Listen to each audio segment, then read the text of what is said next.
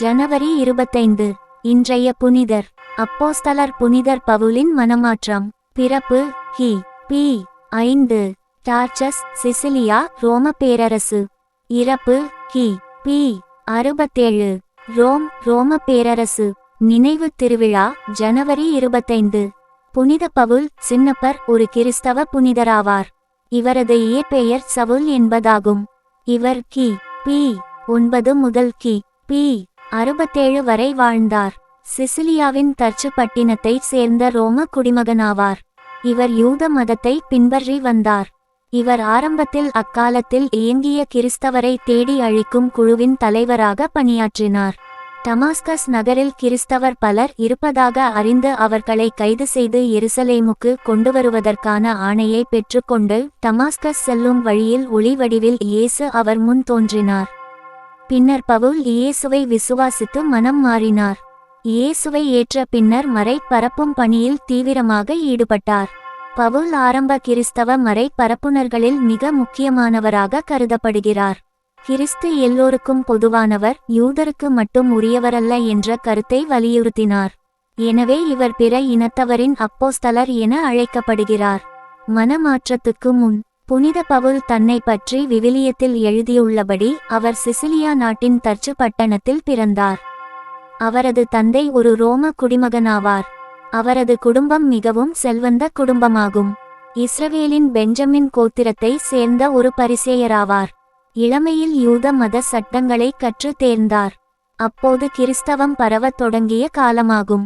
பல கிறிஸ்தவர் தமது நம்பிக்கை காரணமாக கொலை செய்யப்பட்டனர். பவுல் கிறிஸ்தவரை அழிக்க திடங்கொண்டு ஆட்சியாளரிடம் அதற்கான ஆணையை பெற்றுக்கொண்டு கிறிஸ்தவரை துன்புறுத்தினார். கிறிஸ்தவர் இவரது பெயரை கேட்டாலே அஞ்சினார்கள். இவ்வாறு செய்து கொண்டிருக்கும்போது டமாஸ்கஸில் கிறிஸ்தவர் இருப்பதாக கேள்விப்பட்டார். அங்கிருக்கும் கிறிஸ்தவரை கைது செய்து எருசலேம் நகருக்கு அழைத்து வரும்படி டமாஸ்கஸுக்கு புறப்பட்டார். மனமாற்றம். டமாஸ்கஸ் நகர் சமீபித்தபோது திடீரென வானத்திலிருந்து ஒரு ஒளி அவரை சுற்றி பிரகாசித்தது. சவுல் தரையிலே விழுந்தார். அப்பொழுது சவுலே, சவுலே, நீ என்னை ஏன் துன்பப்படுத்துகிறாய் என்று தன்னுடனே பேசுகிற ஒலியை கேட்டார். அதற்கு சவுல், ஆண்டவரே, நீர் யார் என்றார். அதற்கு கர்த்தர், நீ துன்பப்படுத்துகிற இயேசு நானே.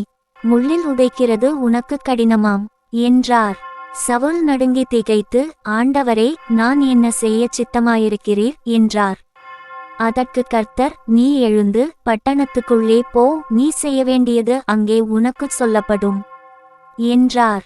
அவரோடு பிரயாணம் செய்த மனிதர்கள் சத்தத்தை கேட்டும் ஒருவரையும் காணாமல் பிரமித்து நின்றார்கள். சவுல் தரையிலிருந்து எழுந்து தன் கண்களை திறந்தபோது பார்வையற்று இருந்தார். கூட இருந்தவர்கள் சவுலை கைலாகு கொடுத்து தமஸ்குவுக்கு கூட்டிக் கொண்டு போனார்கள். சவுல் 3 நாள் பார்வை இல்லாதவராய் புசியாமலும் குடியாமலும் இருந்தார். பின்பு கர்த்தர் அன்னியா என்பவரை சவுலிடம் அனுப்பினார். அப்பொழுது அன்னியா போய் சவுல் இருந்த வீட்டுக்குள் பிரவேசித்து அவர் மேல் கையை வைத்து, சகோதரனாகிய சவுலே, நீ வந்த வழியிலே உனக்கு தரிசனமான இயேசுவாகிய கர்த்தர் நீ பார்வையடையும்படிக்கும் பரிசுத்த ஆவியினாலே நிரப்பப்படும்படிக்கும் என்னை அனுப்பினார் என்றான். உடனே அவன் கண்களிலிருந்து மீன் செதில்கள் போன்றவைகள் விழுந்தது. அவன் பார்வையடைந்து எழுந்திருந்து ஞானஸ்நானம் பெற்றான். பின்பு அவன் உணவுண்டு பலப்பட்டான். சவுல் டமாஸ்கஸிலுள்ள சீடருடனே சில நாள் இருந்து தாமதமின்றி கிறிஸ்து தேவனுடைய குமாரன் என்று ஆலயங்களிலே பிரசங்கித்தான்.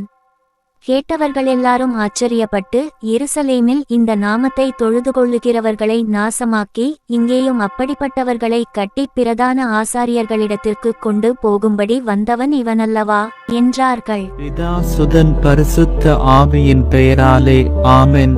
தின பிரார்த்தனைகளுக்காக லைக், சப்ஸ்கிரைப் மற்றும் பெல் ஐகானை கிளிக் செய்யவும்.